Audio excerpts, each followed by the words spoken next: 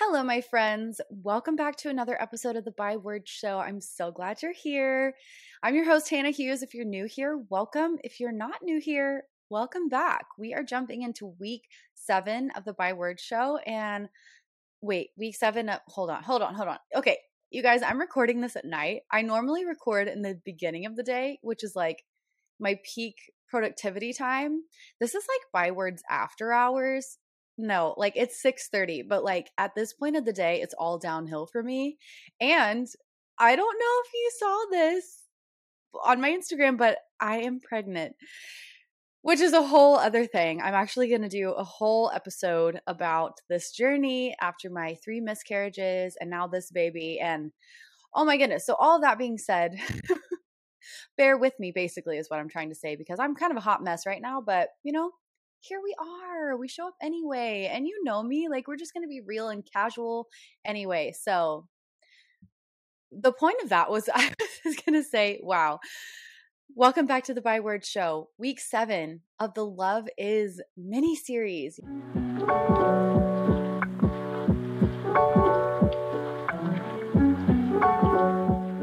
Y'all, we're just rolling right along with this. I really hope that you're enjoying it so far. If you have a second, go ahead and screenshot this episode and share it. Tag me to let me know you were here. Let me know what you're learning. Let me know what your favorite episode of the series has been so far. I really love hearing your feedback. So let me know all of that and then come back and we'll just get started on this. So today, week 7, we're talking about being irritable. And let me just be the first to say, I know this one is going to speak to me. It always does. As usual, I started with some definitions, looking up what it is we're going to be working with this week. And so I went to Blue Letter Bible and found the definition of the original Greek context in 1 Corinthians 13, which is talking about how love is not easily provoked. So the Greek word for this actually means to sharpen or to make sharp, which I thought was really interesting. And then the more specific definition for this verse goes on to say to irritate, provoke, arouse to anger. So the reason I thought it was interesting that in the original context it talks about to sharpen or to make something sharp is because I don't know about you, but I can totally see that playing out in my own life. Like when we're irritable, when we're quick-tempered, we're quick to cut with our words and actions, right? Like if we are quick-tempered, slow to listen, like not slow to speak, we end up hurting people. We end up saying stuff that we don't really mean, and we are just speaking out of our anger. And that's just not a good situation for anybody, right? So going on, the dictionary defines irritable as having or showing a tendency to be easily annoyed or made angry, kind of like having a short fuse. And there's also another definition that said to be abnormally sensitive. Now, I think that's actually a really great way to put it because it's okay to be annoyed from time to time, right? Like we're all human. There are going to be some days where your friend just is on your nerves, your coworker's on your nerves, your kids are driving you crazy. Like being annoyed is part of the human existence, right? But there's a difference here. There's a difference between getting frustrated from time to time and then having that level of abnormal sensitivity. And I want to clarify here that I'm not talking about being emotional. We are emotional beings. We're made in the image of God, and He is an emotional being. Emotions are a gift. Like our feelings, they are a gift to enhance our lives. They are a part of who we are, and they're not a mistake. That's not what I'm trying to say. And we've talked about this before. Let's just recap real quick.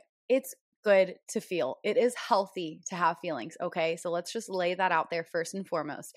What isn't healthy is living in a constant state of sensitivity where every little thing sets you off, right? Like that short fuse, you're just very easily offended. You take everything personally.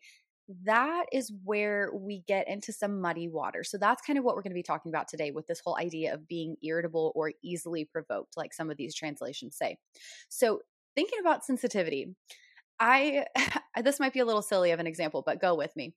I immediately started thinking about sensitive skin or sensitive teeth. You know, like when somebody talks about being sensitive, like besides just being emotional, I think about those kind of things. And again, I know that's kind of random, but think about what makes something sensitive, right? If you have sensitive skin, it's probably because it's been rubbed raw or been sunburned, maybe. Like treated harshly, chemicals, like just been through it, right? And well, surprise, people are the same way. Like if someone is rubbed raw and treated harshly and burned again and again, how do we expect them to respond, right? Like they're going to be sensitive. They are going to be skeptical. They're going to have walls up. They're going to be on guard. That makes sense. So this is a theme we keep coming back to throughout this study, but I think it's worth mentioning again here, just for the sake of this conversation. If you haven't dealt with your own pain, it will get in the way of you really being able to see others rightly and love them the way that we were designed to. Like we were designed to interact with each other with our emotions, processing in a healthy way, and being able to love and be loved freely. But this kind of stuff, like when we leave our junk undealt with, it just really gets in the middle of that. And it kind of like puts a wedge in that operation happening the way it's supposed to, like us functioning in relationship the way that God really intended us to. And something I haven't mentioned as much is that the same hurts that keep us from loving well also keeps us from being able to fully experience love. And so like a lot of this series is focused on loving others well, right? And like that's what God calls us to do.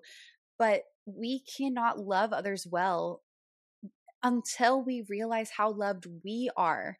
And a lot of these things, like these behaviors and actions and kind of words that we're talking about that are not beneficial, a lot of those things stem from our own hurt. And let me just say, that is okay. Every single one of us is going to experience pain.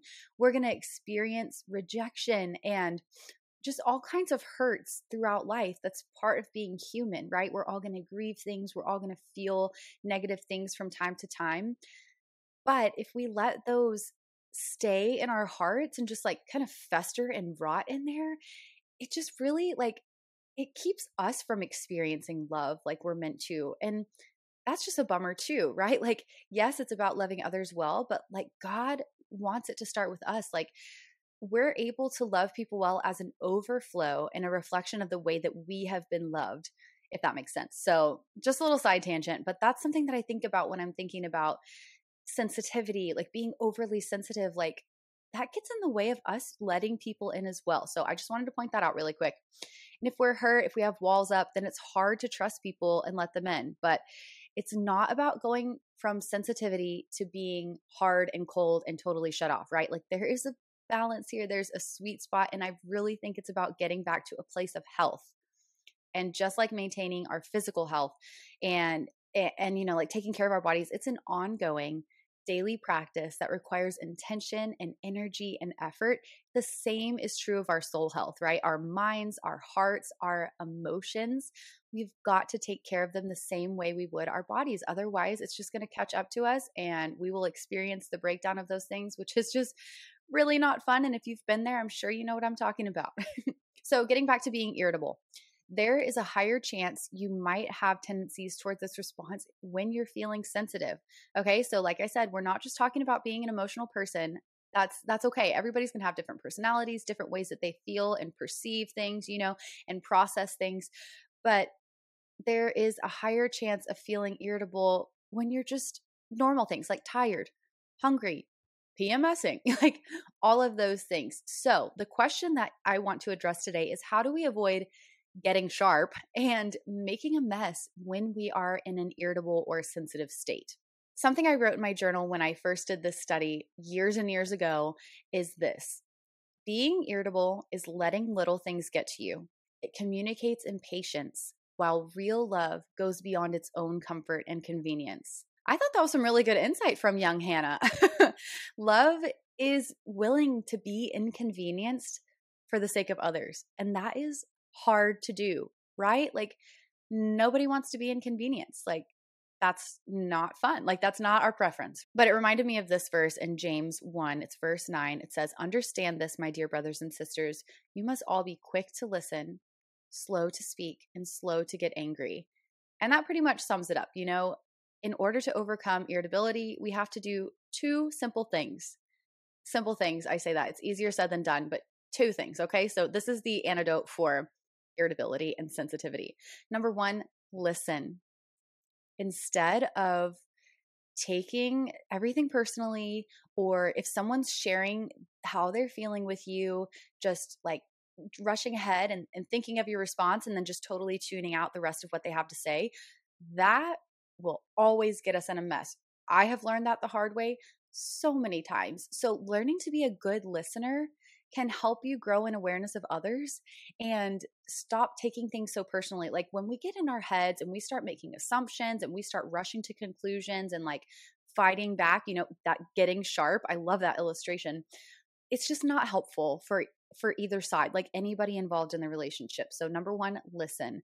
Number two, slow down. And this is twofold, like in the verse, be slow to speak, slow to get angry. So irritability is when we have a short fuse, low tolerance for people, like really easily angered, right?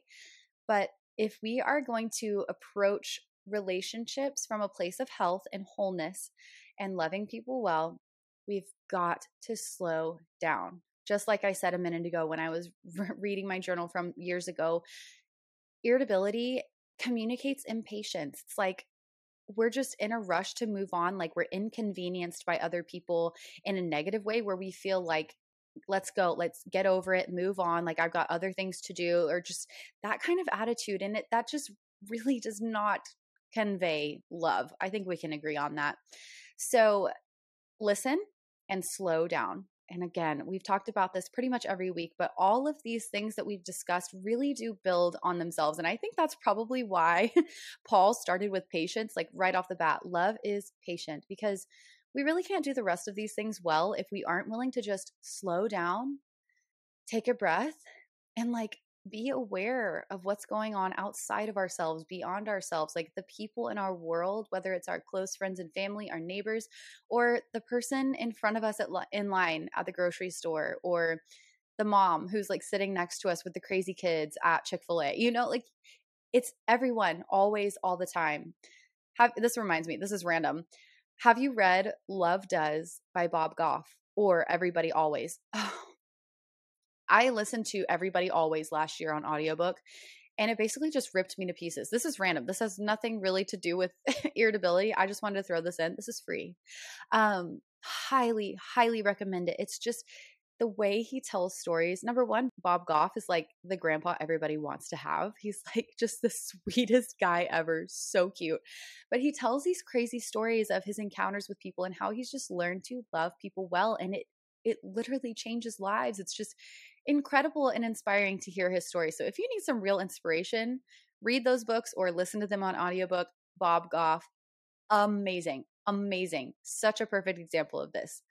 So anyway, back to what I was saying. 2 things to combat irritability: slow down and listen. Got it? All right. So when we're irritable, we aren't being patient, we aren't being kind, we aren't being considerate of others, and we're just living in a constant state of sensitivity, being on edge. So let's do what we can to help ourselves avoid that, right? Like this is simple, but we forget sometimes to just get good sleep, nourish your body, process your feelings. Like, do you need to talk through something so it stops like burning a hole in your gut? Like, do what you need to do to be well on a daily basis, like we were talking about. Take care of your soul the same way that you would take care of your body. It matters just as much, if not more, because everything else flows out of it. You know what I mean? It just isn't compatible with loving well. So I want to leave you with a challenge this week, because if you have the book, which by the way, if you don't have a copy of Love Is, not too late to grab one. You can come back and go through the study with a friend or on your own at any time. But in the book, I give a really practical challenge every single week so that you can put into action everything that you're processing and learning about these things, and really can see tangibly what it looks like to love people around you through the lens of what we're talking about here. So anyway, the challenge this week from the book is to hold your tongue when you want to give someone a piece of your mind.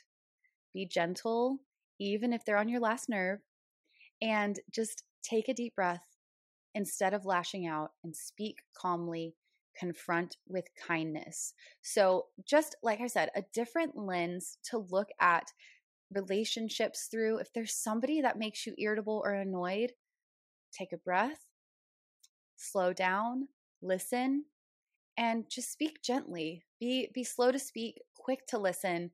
slow to get angry. That's what this is all about. I know it's a hard one, but if you decide to take me up on this challenge and approach conversations or confrontations even with this approach, please let me know about your experience and how it goes. I love to hear the stories. It's so fun just how something so simple can be really so impactful when you just decide to try, like intentionally put in another level of effort. You know what I mean? So anyway, that's all for today. I pray that you have a wonderful week, and I will see you right back here next Monday. Thank you so much for taking time out of your day to tune into another episode of the By Word Show. I love having you here, and I'm so thankful for your support. Don't forget to share a screenshot of this episode to let me know you were here. I can't wait to talk again soon, but in the meantime, be sure to come hang out with me on Instagram, and remember, I am cheering you on.